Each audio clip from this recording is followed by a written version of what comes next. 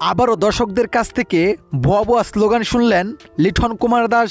কোনো রকমভাবে তড়িঘড়ি করে মাঠ ছাড়লেন অধিনায়ক লিটন। তবে কি ব্যাটিংটাই ভুলে গেলেন লিটন কুমার দাস? দর্শক, আজ নিউজিল্যান্ডের বিপক্ষে প্রথম টি-20 ম্যাচে মাঠে নেমেছেন বাংলাদেশ, যেখানে শুধু ব্যাট করতে নেমেছিল নিউজিল্যান্ড।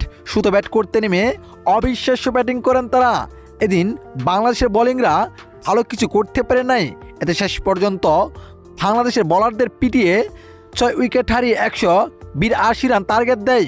এ রানের লক্ষ্যে ব্যাট করতে নেমে দুর্দান্তভাবে শুরু করেছিলেন সাইফ হাসান ও তানজিদ হাসান তামিম, যেখানে পাওয়ার প্লের আগেই 40 রান নিয়ে নেয় তারা। সাইফ হাসান ও তানজিদ হাসান রীতিমতোই আউট হয়ে যায়, যেখানে লিটন কুমার দাস ইনিংসের 9 নম্বর ওভারের 4 নম্বর বল ডিফেন্স করেছিলেন, যেন ব্যাটিংটাই ভুলে গিয়েছেন।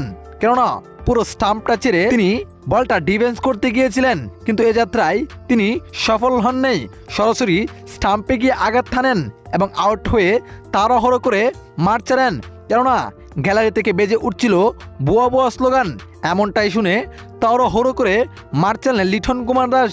দর্শক, লিটন কুমার দাসের ব্যাটিং নিয়ে আপনার কি মন্তব্য? অবশ্যই আমাদের ভিডিওর কমেন্ট বক্সে জানাতে বলবেন না। ধন্যবাদ।